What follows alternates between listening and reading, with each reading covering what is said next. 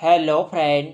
तो कैसे हैं आप लोग। आशा करता हूँ आप सभी अच्छे होंगे और तैयारी आप लोगों की काफ़ी अच्छी चल रही होगी। तो देखो, हमारी उत्तराखंड जीके सीरीज चल रही थी, तो आज की क्लास में भी आपको उत्तराखंड जीके के अति महत्वपूर्ण प्रश्न यहाँ पे देखने को मिलेंगे, जो आपकी आने वाली सभी भर्ती परीक्षाओं के लिए काफ़ी महत्वपूर्ण होंगे। तो आज की क्लास को हम शुरू करते हैं बिना किसी देरी के।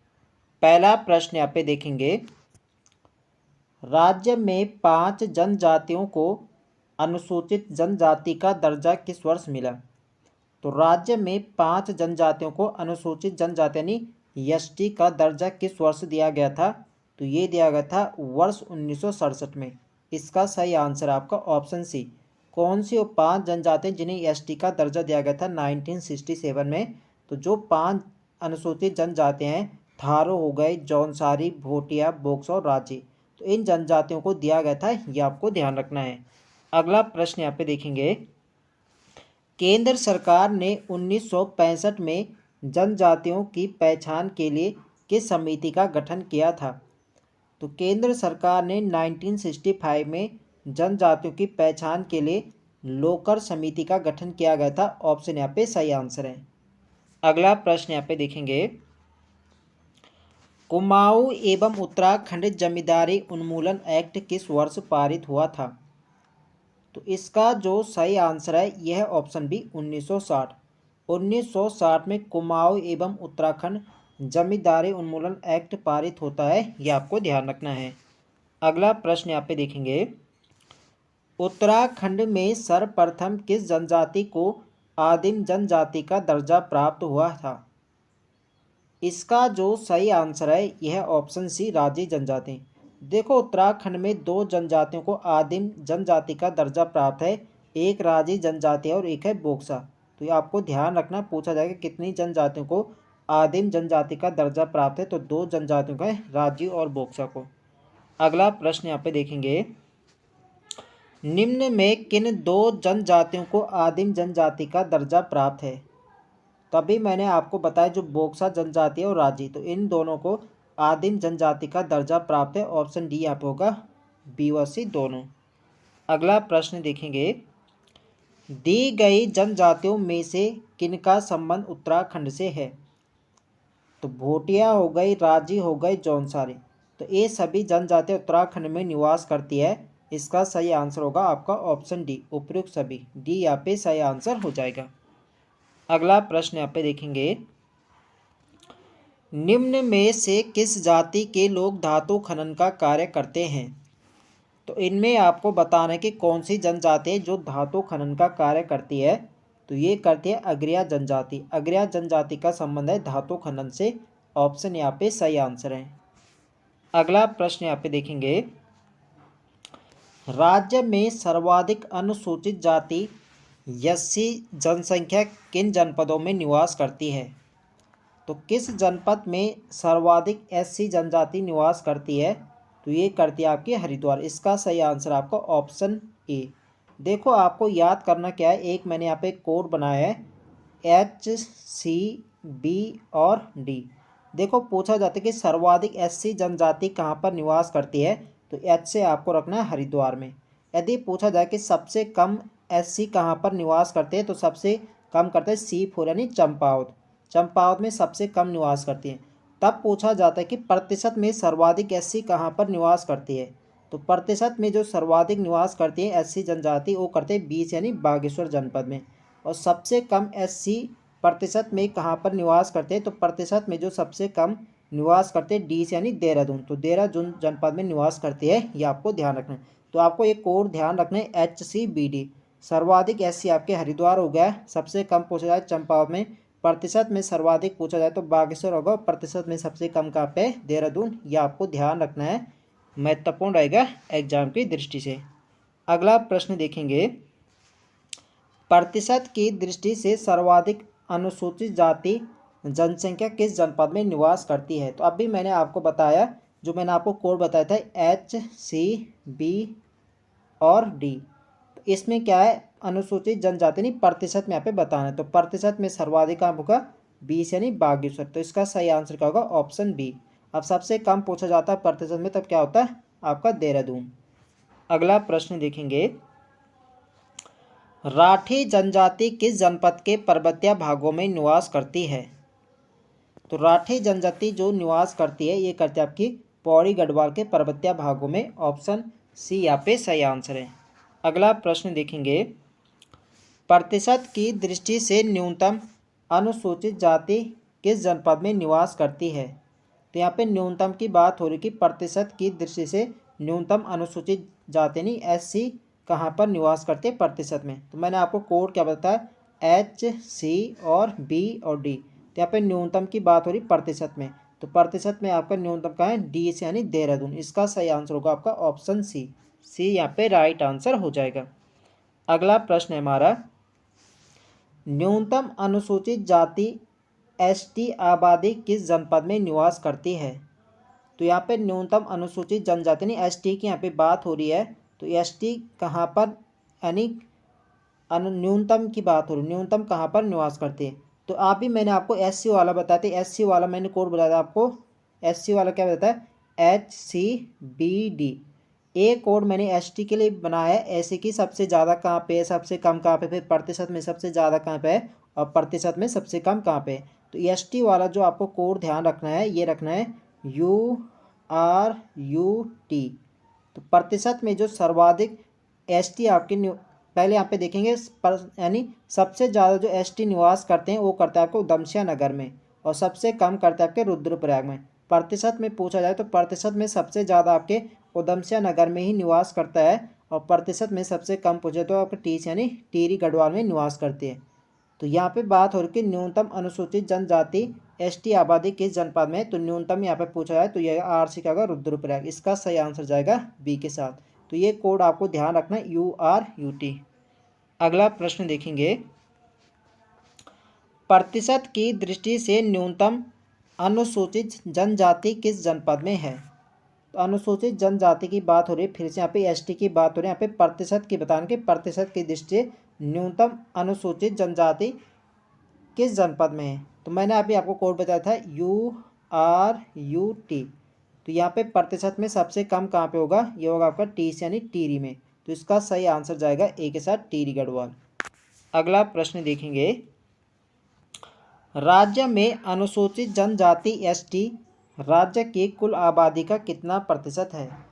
तो ST जो है आपकी राज्य में जितनी आबादी उसका कुल कितना प्रतिशत है, तो ये है 2.9%। इसका सही आंसर आपका ऑप्शन सी।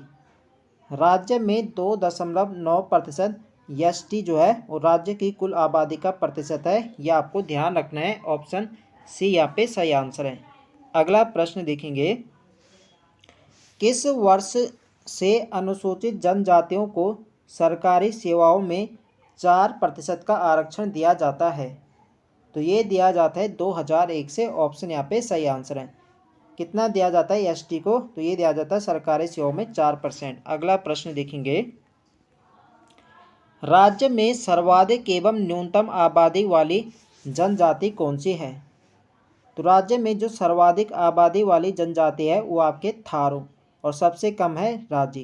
तो इस प्रश्न का जो सही आंसर होगा ये होगा आपका ऑप्शन बी। सर्वाधिक तो आपकी थारू निवास करती है, सबसे कम है राजी जनजाति।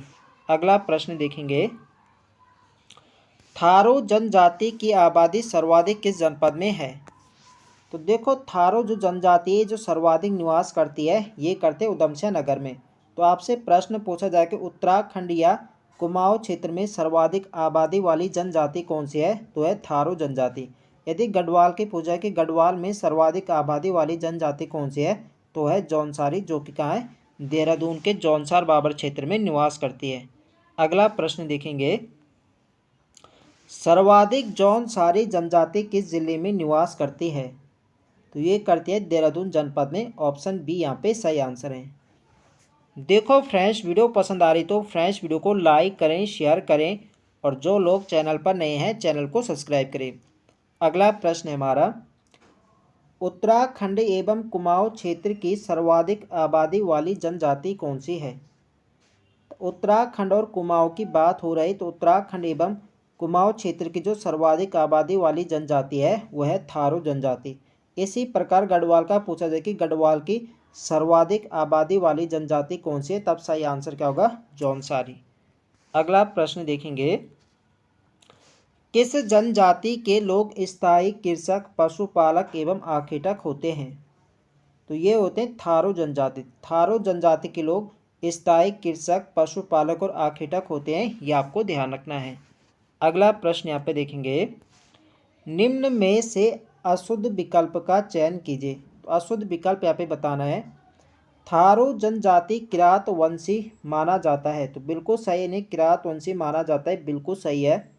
बाजदिया थारुओं का सर्वाधिक शान शौकत वाला विवाह, बाजदिया थारुओं का सर्वाधिक शान शौकत वाला विवाह है। देखो जो बाजदिया है आपका थारुओं का नहीं बल्कि किसका होगा, ये होगा जौनसारियों का।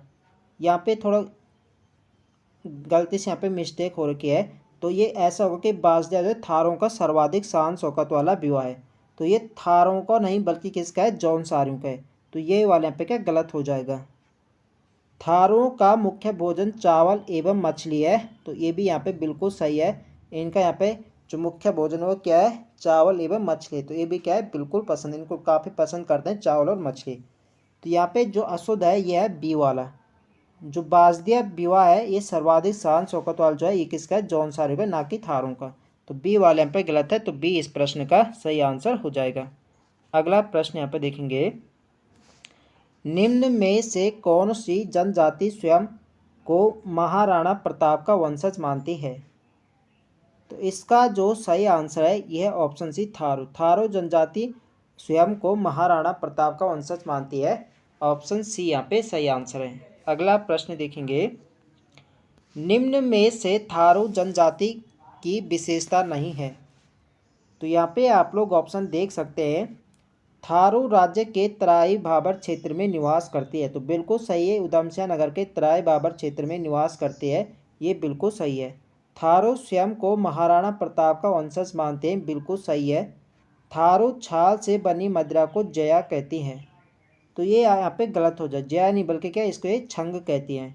थारों का परंपरागत वस्त्र लंगोटी है, ये भी बिल्कुल सही है, तो सी वाले यहाँ पे सही नहीं, तो सी इस प्रश्न का सही आंसर हो जाएगा।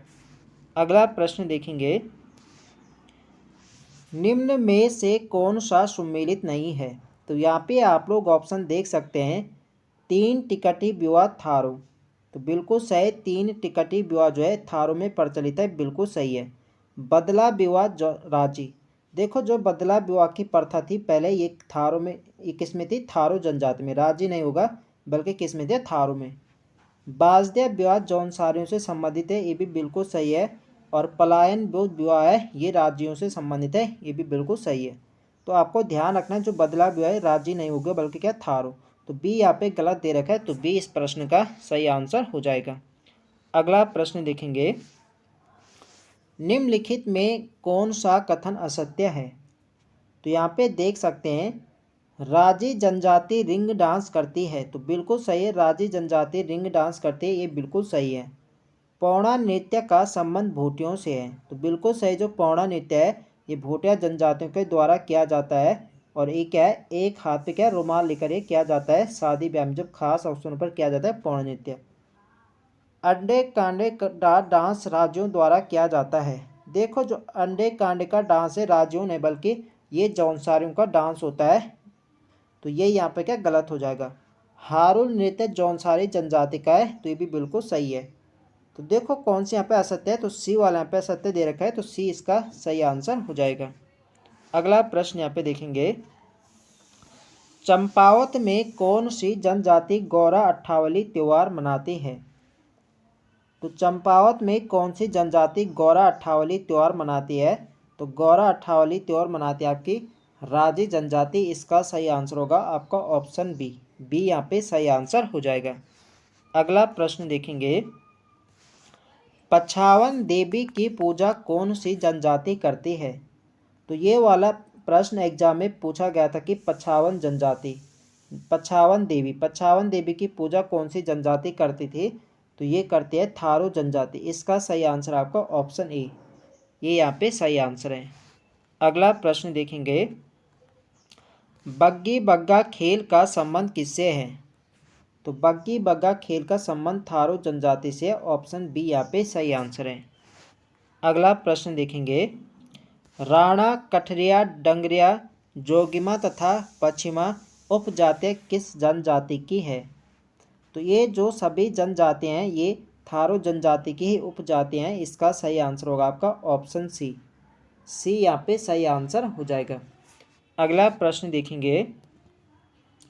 थारू जनजाति में कुरी किसे कहा जाता है? तो कुरी शब्द का प्रयोग जो किया जाता है थारू जनजाति में, तो ये क्या जाता है, इनका गोत्र होता है, इनके गोत्र को कहा जाता है कुरी। इसका सही आंसर होगा आपका ऑप्शन डी।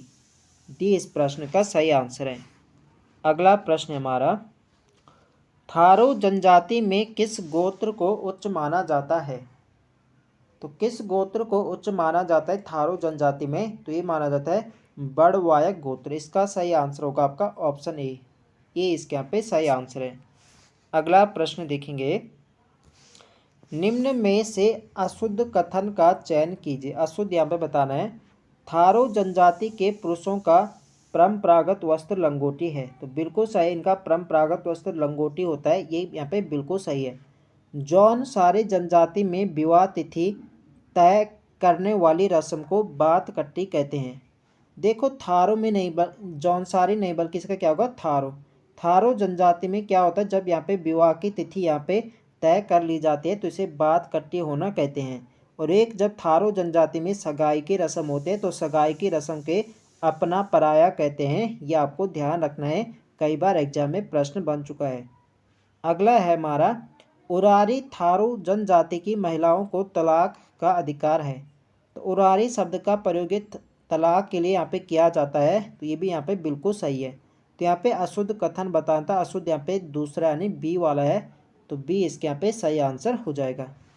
अगला प्रश्न यहाँ पे देखेंगे। निम्न में से सर्वश्रेष्ठ थारू माने जाते हैं। तो सर्वश्रेष्ठ थारू कौन से यहाँ पे माने जाते हैं? तो सर्वश्रेष्ठ थारू माने जाते हैं राणा। इसका सही आंसर है आपका ऑप्शन बी। बी इसके यहाँ पे सही आंसर है। अगला प्रश्न देखेंगे। हिंदुत्व के प्रतीक के रूप में किस जनजाति के पुरुष चोटी रखते हैं?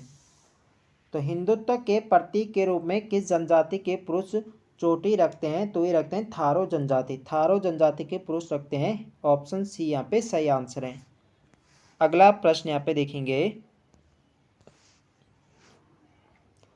थारू की कौन सी उपजाति गोरखपुर में निवास करती है? तो कौन सी उपजाति थारू की जो है गोरखपुर में निवास करती है? तो ये करती है पश्चिमा जनजाति। इसका सही आंसर होगा आपका ऑप्शन बी। जो थारू की उपजाति है पश्चिमा, ये आपकी गोरखपुर उत्तर प्रदेश में निवास करती है। ऑप्शन बी यहाँ पे सही आंसर है। अगला प्रश्न यहाँ पे देखेंगे। उत्तर प्रदेश एवं नेपाल सीमा में कौन सी उपजाति निवास करती है? तो उत्तर प्रदेश और नेपाल सीमा जो थारू की उपजाति यहाँ पे निवास करती है, ये करते हैं कठरिया। इसका सही आंसर होगा आपका ऑप्शन सी। सी यहाँ पे सही आंसर है। जो कठरिया है ये थारू की उपजाति है और ये आपके उत्तर प्रदेश और नेपाल सीमा में भी निवास करती है। ये आपको ध्यान रखना है। अगला प्रश्न देखेंगे। निम्न कथनों पर विचार कीजिए और सही कथन का चयन कीजिए। तो यहाँ पे आप लोग ऑप्शन देख सकते हैं।